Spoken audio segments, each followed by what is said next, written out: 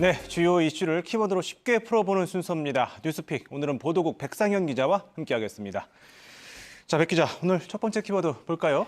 네, 첫 번째 키워드 휴포족입니다. 휴포족, 예. 네, 휴가를 포기한 사람들 뜻하는 말인데요. 이 휴가철인 요즘 휴가 못 가겠다는 사람들이 많습니다. 이 치솟은 물가에 여행 비용도 덩달아 증가했기 때문인데요. 얼마나 올랐나 지난달과 지난해 같은 달을 비교해보면요. 국제 항공료는 21.4%, 국내 항공료는 10.2% 증가했습니다.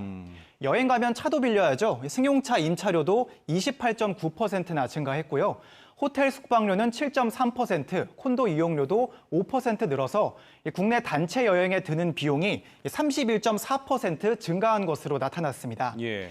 이러면서 휴가를 뜻하는 베케이션과 물가가 오르는 인플레이션이 합쳐진 베케플레이션이라는 신조어까지 나왔고요.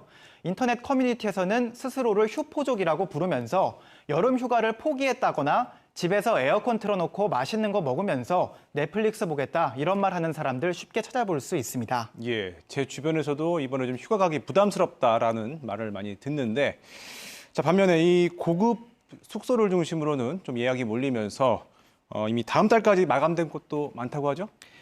네, 이 보령과 태안 등 서해안 해수욕장에 가까운 리조트와 호텔은 이미 예약 마감인 곳이 많습니다.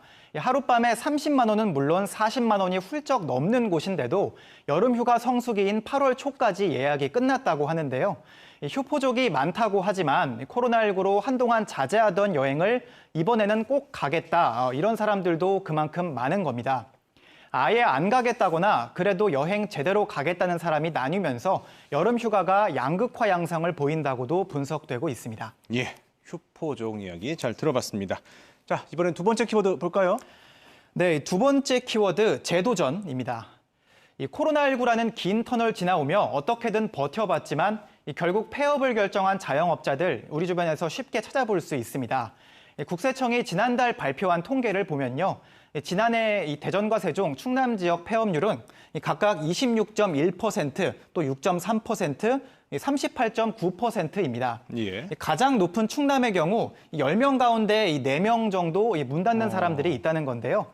폐업하는 사람들이 많아서 폐업을 도와주는 업체가 호황을 누리기도 했습니다.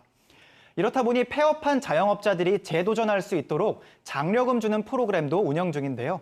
폐업 점포 재도전 장려금입니다. 폐업 점포 5만 곳에 100만 원씩 주는 건데요. 예. 지원 대상은 지난해 12월 17일부터 지난 5월 31일까지 폐업을 신고한 소상공인입니다.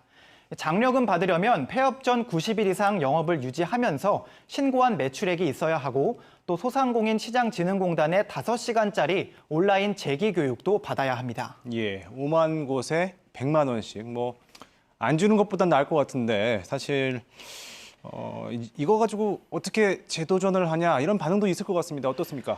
네, 맞습니다. 사업이 어려워서 폐업을 했는데 100만 원 주면서 재도전을 장려한다는 게 말이 되냐 이런 반응이 많습니다. 또 100만 원씩 5만 곳이면 500억 원이나 되는데 현금 뿌리기에 그칠 수 있다는 지적도 나옵니다. 중소벤처기업부는 기존 50만 원 지원하던 장려금을 100만 원으로 2배 늘린 거라고 설명했는데요. 또 프로그램의 취지가 폐업을 한 뒤 학원 다니거나 취업활동하면서 면접 보러 다니기도 하고 이런 구직 활동에 도움 주기 위한 데 있다 이렇게 밝혔습니다. 예.